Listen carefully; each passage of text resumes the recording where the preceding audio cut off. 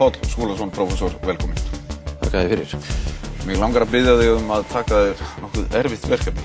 Mig langar að biðja þig að sálgreina heila ríkisstjórn. Mig langar að biðja þig að reyndar að sálgreina 63 þingmenn og forystu með stjórnmálaflokka.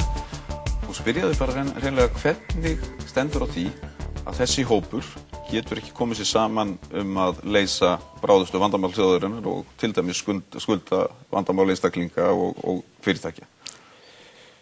Já, hvað er að? Hvað er að? Ég held að megin lösturinn, ég orða það svo, og kannski megin þrándur í götu þess að ríkisstjórnin og Alþingi sé að gera það sem þau ættu að vera að gera, er svo að við höfum tæmið okkur Íslendingar að stunda stjórnmál með afskaplega vondum hætti. Og þetta er ekkert nýtt, við erum búin að gera þetta áratugum saman og þetta hefur versnað og er núna að mínum dómi orðið gjörsamlega óviðunandi. Og það maður ætti að segja í hnotskurn hver vandinn er, að hann er sá að við stundum stjórnmál á Íslandi í einu skyni sem er það að ná völdum. Og til þess að síðan að nýta þau, væntanlega eru allir með góðan ásetning, en en góði ásetningur, hann er iðulega gjörsamlega á floti hjá flokkunum og hjá þessu fólki sem er í stjórnmálum. En þá segir mér rauninni að fólk sé ekki koma þarna inn eins og við ætlumst til af hugsjón og til þess að vinna fyrir einstaklinga og fólkið. Háskólafólk er stundu gagnrýnt fyrir eitt og hefur löngu verið gagnrýnt fyrir það að við háskólamenn og vísindamenn þið eru bara að einbeita ykkur að þekkingarinnar vegna og taki ekki tillit til þess að fólk þarf á þekkinguna að halda út í samfélaginu og þið skeytið ekki það. Það sem er að gerast hjá stjórnmálamönnunum er það að þeir sjá völdin sem það sem máli skiptir fyrir þá sem er númer 1, 2 og 3 og við erum búin að hanna stjórnmálamenningu, skulum við segja, sem gerir þetta aðalatriði, sem veldur því að þeir geta ekki unnið saman, þeir eru í valdabaráttu, það er að stjórnmál eru samkvæmt íslenskri skilgreiningu sem er afleit og verður að breytast, hún er svo stjórnmál eru valdabarátta. Þetta er bara ekki nema ein hlið stjórnmála.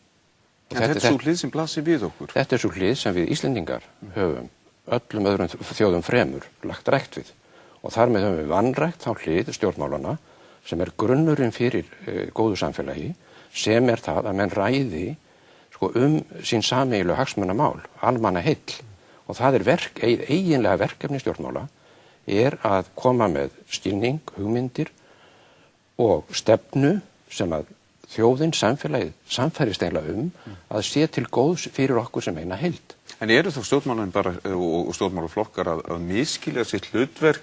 Er þetta blekkingaleikur þegar þeir koma rétt fyrir kosningar og lofa öllu fögru og eru með ákveðna stefnu, hugsjónir og hugmyndir? Já, ég held að þetta er blekkingaleikur. Þetta er blekkingaleikur og fólk er blekkt það? Já, ég held það því miður og við höfum dansað eftir þessu.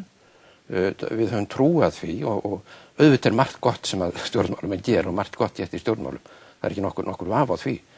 En það sem er ekki gert er það sem mestu skiptir og það er að kynda undir góðri, skipulegri og agaðri umræðu hins sameiginlegu hagsmunamál og sjá til þess að þjóðin sé upplýst sinn eigin hag, sína möguleika og stjórnmálamennir eiga auðvitað að vera virkir í að leiða þessu umræðu.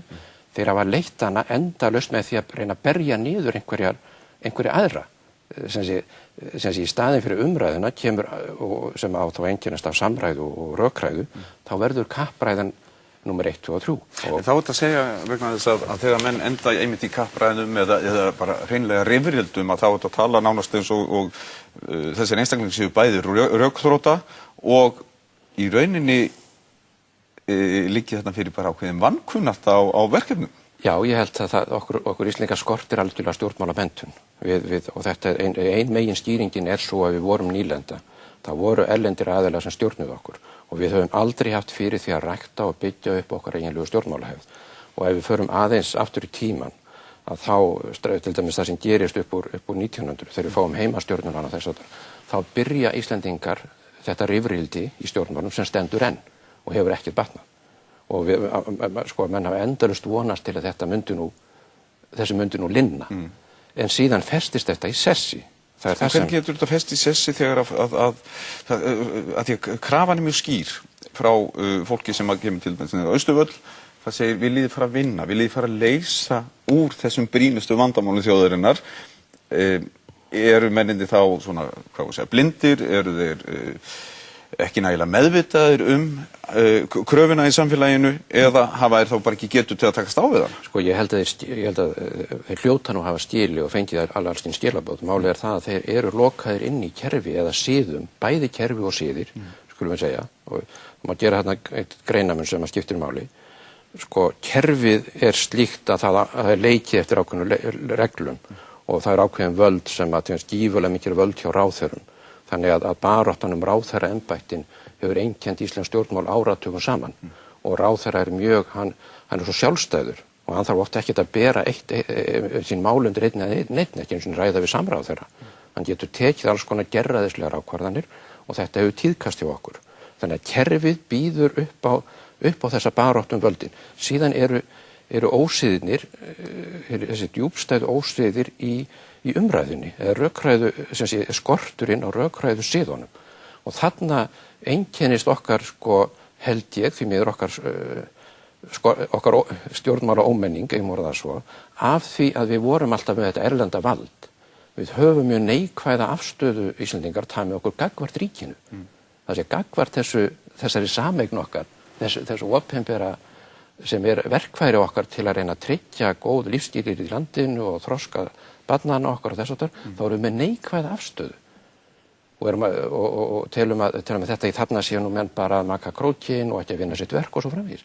Og þetta endurspeglast í því að kannski ríkisstarfsmenn margir hafa ekki alveg ræktað sig sem skyldi og hafa kannski, við höfum kannski ekki einu sinni lagt rækt við það að mennta vel þá embættismenn sem eiga að halda utan samfélagskerfin. En þá komum við einmitt að því, embættismennir, það eru þeir einstaklingar sem að stjórnmálamenn ráða til starfa, sem eiga að hafa ákveðna sérþekkingu og getu og færni til þess að takast á við þessi flóknu mál sem að ráðherra og þingmaður þarf ekki endilega að vera menntaður til.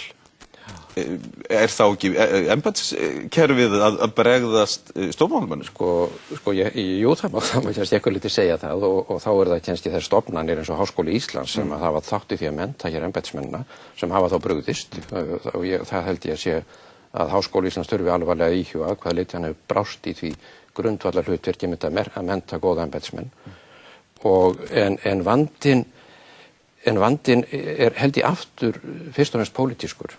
Að það hafa verið valdamennirnir í flokkunum sem hafa fyrst og fremst ráðið þá menn inn í stjórnkerfið, stjórnsýsluna sem hafa þóknast þeirra stefnu eða þeirra hagsmunum. En þá ekki bara hreinlega að segja að menn eru ekki valdir eftir hæfni, heldur einfaldlega eftir pólitísku tengslu. Þetta hafa margir bent á þetta núna í nokkur misseri og reyndar þetta gömul gagnrýni búin að vera í áratugum saman. En þú fullyrir þetta, að þetta megin galli kerfisins að vanhæft fólk þá ráðið til starfa? Já, ég ekki að segja endilega vanhæft, það þarf ekki að vera vanhæft þó að sé valið af pólitískum forsendum. Hins vegar og þetta getur verið allt ágætis fólk, það eru tengslin við sérhagsmunina.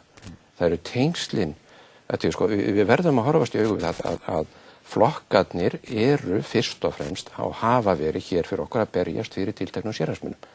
Og þeir eru sífellt að blekkja okkur með því að segja það þeir séu alltaf að vera í hugsa almannahag, hindra skipulega það sé umræðum almannahag eða fræðsla það og velja síðan þá aðeinslega inn í stjórnkerfið sem eru að vinna þeirra hagsmunum. Þetta vítarhingur sem þarf að brjótast út úr. En þú talar einmitt að upplýsa almenning, það sem mjög mikilvægt að fólki sé greinir raunverulega fyrir bara hinum einföldustu málum og hinum flóknustu málum líka. Já.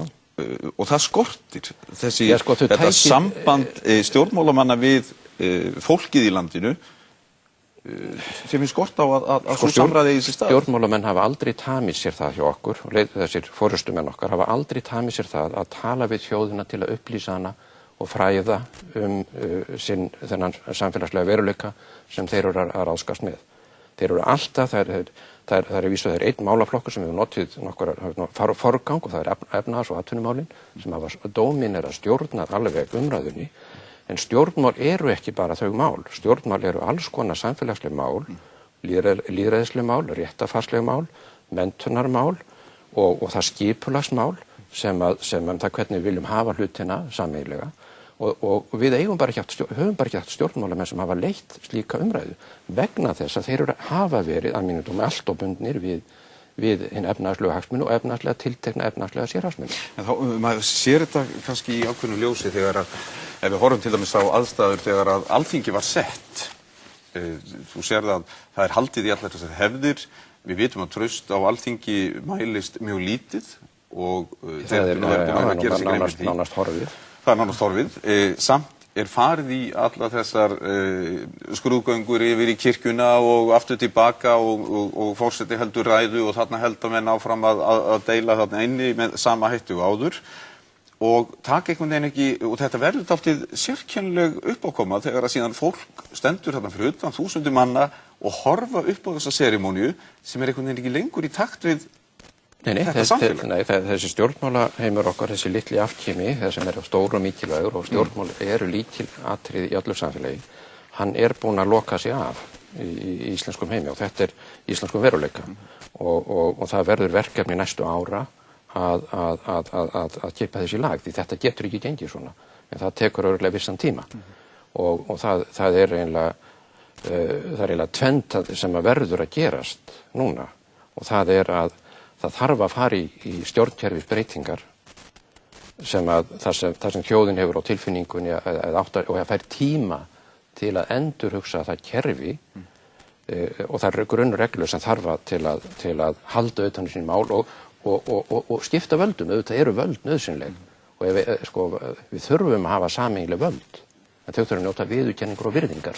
Nú hafa stjórnmálamenn rætt lýðræðisumbætur í þá átt að það þurfi að koma á persónukjöri, það þurfi og nú að fara að setja á stað þjóðfund, það stjórnlagaþing þar sem almenningur tekur þátt í að móta nýja stjórnarskrá.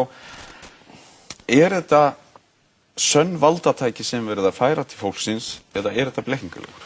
Sko, fyrsta skrefið, fyrsta sem þarf að gera og verður að gera að koma á stað upplýsingu og umræðu í samfélaginu þar sem þjóðin eiginlega hittist, svo má segja og það gerist held ég ekki bara með því að kalla menn á þjóðfundi eða skipa menn í nefndir og keyra upp á þing eða málfundi eins og svo framvegis. Það gerist ekki þannig. Það gerist, eina tæki okkar til að leiða þessa þjóðmála umræðu sem við þurfum að hafa, það sjónvarpið. Það staðurinn í dag þar sem að samfélagið fólkið hittist. Það kannski eftir til að fá ár þá hverfur sjónvarpið, kannski verður internetið eða eitthvað sem verður. En í dag sjónvarpið sá staður í samfélaginu þar sem að við öll komum saman í vissum sýndarveruleika sjálfsögðu og þetta staðurinn til að nota til að upplýsa þjóðina og þjóðin þarf núna á að halda og það sem ekki gerir held í þjóðinni í dag mjög reiða og við erum reið og með fullum rétti það að við vitum ekki einu sinni hvað að gerast ekki bara það að fortíðin sé nú ennþá svolítið mikið á huldu, við eigum að vísu þessa stórkostlegu skýrslu sem var unnin sem að setur okkur verkefni til framtíðar en það var svo mikið enn á huldu og bankarnir allt í einu farnir að starfa eiginlega nánast með sama leyndardómsfulla hætti og áður og við vitum ekki eiginlega við vitum ekki hvað að gerast og þetta gengur ekki almenningur hann á rétt á því að fá að vita hvað að gerast. En þegar að þú hefur það á tilfinningunni að stjórnmálamenn vitið ekki heldur, hvernig eiga þið þá að miðla þessum upplýsingum? Þú sér að það var talað mjög fallega komið nýju orð fram eins og gegnsæi, hversu mikið verð það væri. Þetta orðið nánast útjaskað orð og orðið hlægilegt. Því að þú veist ekkert hvað að gerast inn í þessu bönkum og allra síst ríkisbankanum sjálfum. Þú hefur ekki tilfinninguna að þeir hafi nokkra sýn eða stefnu stjórnmálamenn varðandi bankana sem þeir eru nánast búnir að afhenda tvo þeirra og eru stjórnlausir með þann þriðja. Við eigum bara hæfileika fólk sem hefur alveg getu og hæfileika og kunnugt og við eigum það í fjölmiðlunum, í ráðuneytunum, í háskólunum til þess að fara í saumana á þessum málum. Þetta er svo falleg sýn sem að þú nefnir þarna en á sama tíma rétt áðan nefndur það að stjórnmálamenn velja einstaklinga sem að eru þeim þóknanlegir raunverulega og þá segir maður hvaðan á þetta vald að koma. Valdið kemur raunverulega þar sem að fólk boðið til þjóðfundar, það skipulagt af ríkisstjórn. Já, tökum þessi dæmi, sko, það einfalt dæmi þar sem að, það taka bara eitt dæmi þar sem einfalt mál að gera og þetta verður að mínum dómi, það sem ég að tala núna, þarf að gera og verður að gera. Og það er að útbúa aftur vandaða sjónvarpsþætti, þið þurfa ekki að vera langir, korter, 20 mínútur eða eitthvað stjórnarskrána. Sko, þjóðin hefur ekki verið upplýst ýmsar hliðar, henni ekki verið sagt frá og það ekki einu sinni tækifæri fyrir hana til þess að fá þessar upplýsingar sem heild og hún þarf að fá sömu upplýsingarnar og ef það þarf að gera núna nokkra vandaða, litla, stutta en vandaða sjónvarpsþætti þetta mál. Við getum gert svipaða þætti og það alveg örugglega hægt að gera slíka þætti þróun bankana í dag. Og við þurfum alltaf leið við verðum að horfa til útlandi, við verðum alltaf að sjá okkur Íslendingi ljósi þess hvað að gerast. Það út í hött til dæmis að við stökkum í það að ræða stjórnarskrána og afgreiða hann á 6 mánuðum án þess að vera búin að kynna fyrir þjóðinni einlega til dæmis hvað hefur verið gert í ýmsum öðrum löndum núna á síðustu misserum árum í þessum efnum. Og menn verða að gefa sér tíma í svona lagað. Og ég held bara að ef ég ætti að gefa ríkisstjórninni ráð, þá á hún núna að líta svo á að hún sé eins og skólastjóri sem að verður bara að gjöra svo vel að taka að sér að upplýsa þjóðina. Og þetta annars vegar þessi mál sem ég að tala, þessi brenna á okkur. Í öðru lagi, það annar málaflokkur sem gífurlega mikilvægur þarna og það bara upplýsingin kerfin. Fólk skilur ekki, við nefndum bankakerfið. Ég viðurkenni það fúslega, ég átti mig ekkert á því hvað að gerast, hvernig kerfið og ekki hvernig kerfin fúnkera, hvernig þau virka. Og þetta bara alveg gjörsamlega fáránlegt. En þú talar að ríkisstjórnin eigi núna bara að upplýsa þjóðina, en hún í pólitík líka. Já, en og þegar þú horfir á pólitíkina þá hún í átökum. Já, sko, ef þeir geta held ég ekki sameinast neitt, þeir sem á þinginu valdamenninni vegna þess að þeirra köllun, þeirra hlutverk valdabarátta og það koma kosningar og ef þeir gefa eitthvað eftir þarna og svo framvegis þá veit þeir ekki hvað gerist. Þannig að þeir eru eins og, þannig ef þeir getur sameinast eitthvað þá ættu þeir að sameinast það að núna að setja á laggirnar einhvers konar eða fela bara sjónvarpinu, skulum við segja, það hér í sjónvarpinu bara, að skipulega gera litla, góða fræðsluþætti þessi málefni sem á henni brenna, sem brenna á henni hér og nú, sem að koma til að brenna á næstu árum, við vitum það alveg hver mál eru, og líka það hver eru stóru málin til framtíðar. Og sko, það nægir ekki að kalla fólk bara saman, 1000 manns á hóp og ræða og segja hvað þú að hugsa. Sko, menn það þarf að fóðra, það þarf að gefa, það þarf að fræða. Og svo getur menn brugðist við og svo hefst lýðræðislega umræða. Það langar maður að spyrja það öðru. Nú stöndum við frammi fyrir miklu niðurskurði í því sem við segjum að sé bara grunnþjónusta við almenning. Heilbrigðismálum, félagslega kerfinu og menntamálum. Já.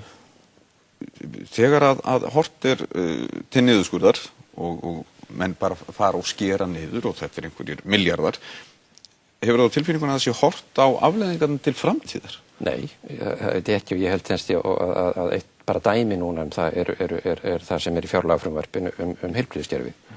Sko, ég hef áður sagt og samfærið við hefum verið í mesta vandræði, mesta basli með að byggja upp sko virkilega skilvirkt heilbrigðiskerfi og ástæðan fyrir því eru flóknar og sögulegar og við erum alltaf, það búið að vera endalaus viðleitni sem að ber ekki einhvern árangur og svo einn ráðherra kemur, hann búin að vinna eitthvað hann kastar því sem annar búin að gera og svo framvegis sko. Þannig að þarna dæmi mjög mikilvæga málaflokk, ég tekti ekki háskólamálun líka sem dæmi sko, sem algjörlega lífsnauðsynlegt fyrir bara blika á sig andlegt líf þjóðarinnar og heilsu hennar og heilsufar til framtíðar að þjóðin sé upplýst og það sé teknar, það ekki endilega alltaf vinsælar ákvarðanir en þorki þarf að vita eiginlega að hverju við stefnum og það er ekki gert og þú tekur ekki kerfis, þú á ekki þetta bara svo ófagleg vinnubröð það gengur ekki, þú tekur ekki alvarlegar, mikilvægar skipulagslegar breytingar á grundvallar kerfum samfélagsins með fjárlögum. En það er það sem að umræðan gengur bara út á peninga í dag. Já, það er bara hún á ekki að gera það peninga.